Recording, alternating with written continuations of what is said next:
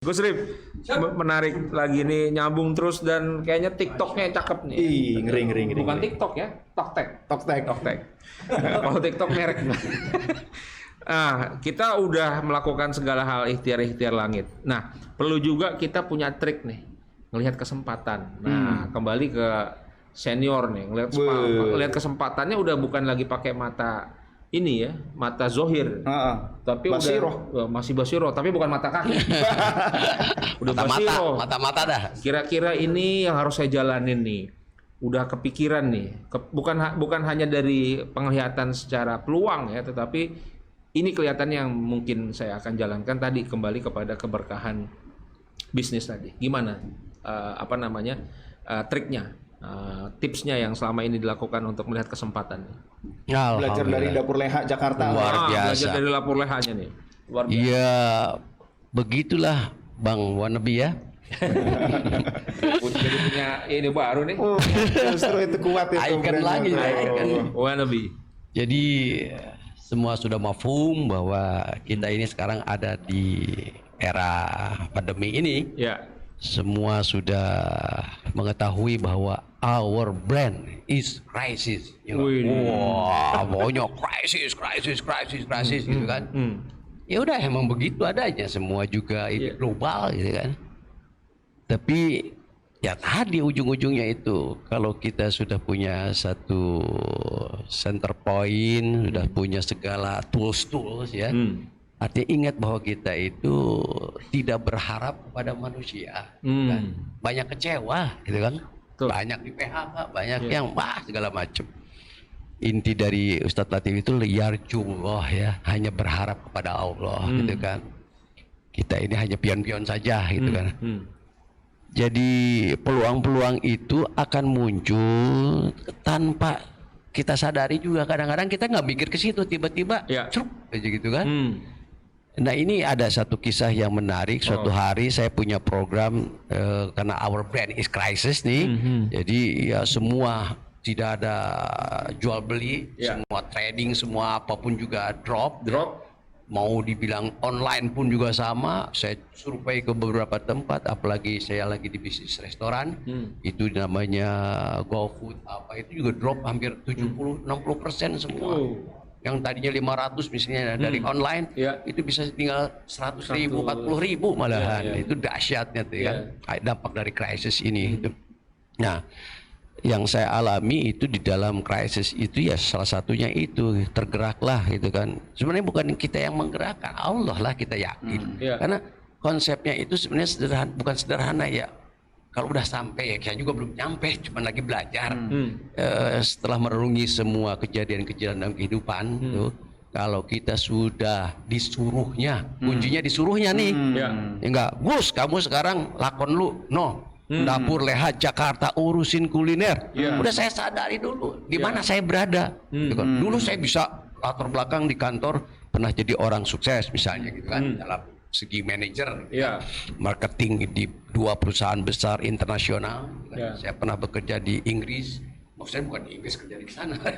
Perusahaan Inggris, perusahaan Amerika, gitu kan, perusahaan lokal. Jadi saya pernah kerja di sana. Walaupun bahasa Inggris saya sebenarnya nggak pernah belajar bahasa Inggris, gitu kan, cap-cip aja, berani aja, gitu kan. Ya syukur-syukur bolehnya yes juga. Gitu kan. Jadi itu. Jadi ketika kita sudah tahu sadar bahwa kita ini sedang disuruhnya lakon kita sekarang ini di mana Dapur Leha Jakarta, ya udah saya syukuri aja, jalanin aja. Jalanin itu disuruhnya, yakin bahwa kita sedang punya peran disuruhnya kerja di situ. Berkaryalah di situ. Intinya di karya gitu kan. Setelah kita resapi, kemudian kedua kita yakin bahwa kita akan diperjalankannya. Setelah disuruhnya Gus di sana, saya yakin yang kedua akan diperjalankannya. Kemana? Yang tadi let it flow, ngalir tentu dengan segala perhitungan dan segala macam review dan analisa apa semua. Itu mah proses gitu kan, belajar. Dari situlah kita yakin setelah kalau Allah yang sudah perjalankan kita kemanapun dimanapun, kita yakin bahwa Allah akan fasilitasi dengan rizkinya. Ini yang penting, rizkinya itu gitu kan, min haitsu la yahtasib ya. Jadi tanpa hisab kita mah serba kurang gitu kan. Fotonya 2000 paket gitu ya. Masya Allah. Nah itu salah satu uniknya ketika kita dalam krisis itu. Waduh, ini semua dine-in kita offline lagi macet ini ya Allah kemana? Muncullah gitu kan. Ide-ide dari teman-teman tim kita buatlah. Mungkin saatnya kita ini sedekah gitu kan. Sodako kita khairun nas anfa'uhum linas konsepnya gitu. Kita berbuat banyak aja dulu dengan yang kita amanahin. DLJ Dapur Reha yang sekarang ini adalah amanah kita tempatnya, bukan cari kekayaan dunia gitu kan. Kita ingin jadi orang yang bermanfaat, apalagi di usia senja saya ini 61 secara masih ini muda tuh, pengennya tadi Soalnya 17. pengennya asik aja pensiun gitu kan, ibadah mana masjid gitu kan. Ternyata tidak mesti begitu juga gitu kan.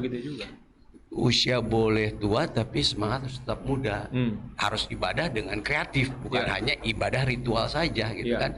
Tetap dua-duanya, ritual dan action, ritual dan output. Setelah kita punya outcome, outputnya apa nih buat khairunas ini? Karena karyanya lah DLJ gitu kan, dengan didukung oleh teamwork yang baik semuanya. Karena kita nggak bisa sukses sendiri. Kita harus bisa bekerja sama dengan channeling kita, dengan apa termasuk dengan Pak Ustadz Latif. Jadi kalau kita sudah difasilitasi rezekinya, pasti kita akan dilindungi oleh keperkasaannya. The stories ketika kita buat Jumber ini adalah saya juga kaget. Tadinya bisa mau nggak dalam krisis gini, udah bismillah gitu kan. Kita buat, kita juga sedekah dari harga normal price misalnya 22.000 kita potong jadi 17, itu sudah hampir kita buat diskon sekitar 35% gitu kan. Ya udah kita juga sedekah, tenaga nggak dibayar. Tidak, saya juga tidak digaji Pak. Semua tim-tim kita itu tidak digaji gitu. Pokoknya kita bagaimana deh bahwa di era sekarang dengan segala kesulitan ini, saya yakin masih banyak di luar sana orang yang dermawan. Masih banyak orang yang punya duit, kan? Saatnya berbagi sekarang ini. Yang punya duit, yang diberikan kelebihan rezeki oleh Allah, ingat-ingat itu hanya titipan kan. Berbagilah di saat sekarang ini. Jadi saya menawarkan konsep, ayo sama-sama yuk. Istilahnya kita buat kenduri lah gitu kan. Kenduri sedekah. Bukan hanya sekedar sedekah, kenduri sedekah. Ya seperti orang pesan saya aja catering, karena kita memang bisnis di catering, bukan di catering ya, di kuliner. Ya udah Ji, gua pengen sedekah nih. Ente kan punya bisnisnya, lu masakin deh. Gua buat 10 nih, ya kan. Ente bagi, kita amanah. Kita masak dan keuntungan yang bukan wah-wah, biasanya untung 100-200%, kita untung cuma 35% itu hanya untuk cash flow, untuk operasional. Jadi kita nggak kalau restoran yang asli biasa up ya, naik-naiknya kita di standar mainnya, asal yang penting kita bisa berbagi. Nah, udah akhirnya jalanlah itu. Di suatu hari tiba-tiba salah satu teman saya tergerak tadi lah gitu kan. Pagi-pagi saya iseng, bukan iseng sebenarnya, nggak ada iseng, klik saya kirim WhatsApp, informasi, peer to peer, person to person, udah kenal baik. Ayo kita ini, kita biasalah gitu kan, say hello, bla bla bla, assalamualaikum, ini ada, yuk kita mari-mari. Wah oke deh, kita buat. Saya ikutan Pak Haji, katanya. Saya ikutannya untuk sekitar 10 paket gitu kan, 170 gitu kan, harga price-nya kan 17. Dia beli 10 pack ya, oke. 10 pack saya segera transfer. Begitu di transfer 17 juta. Yang masuk 17 juta. Saya kaget, tadi bilangnya 10 pack. Kok kalau 17 juta berarti untuk 1000 pack gitu kan. Saya bingung ini apa gitu kan. Akhirnya saya coba telepon lagi, Bu, alhamdulillah. Terima kasih Bu, tapi saya nggak duga ini kok dapatnya. Ibu berkah bener Ibu, ini udah donasi sekitar 1000 pack ini. Kaget dia juga. Kaget. Ibu transfer, coba cek berapa. Dia cek buru-buru. Wah iya bagus nih, itu 1000 pack. Nolnya pantesan saldo saya tinggal 200.000. 200.000, ini gimana? Dia panik gitu. Tenang Bu. Justru saya itu bersyukur Bu, karena gak ada kebetulan, saya bilang. Saya akan kembalikan uang Ibu, segera katanya saya kembalikan. Saya suruh bendahara segera kembalikan. Doakan kami Bu, moga-moga itu pertanda stempel dari langit bahwa saya akan dapat job 17 juta gitu kan. Ibunya langsung bener, insya Allah, amin. Kan semua gerak. Bukan kita mah banyak yang doifnya gitu. Gerak. Karena kita yakin bahwa kita disuruhnya, diperjalankannya, fasilitas rezekinya. Udah selesai urusan si ibu yang salah kirim itu selesai. Gak ada 2 hari tiba-tiba order 1000 pack, benar kejadiannya. Senilai ibu yang lain, entah dari mana.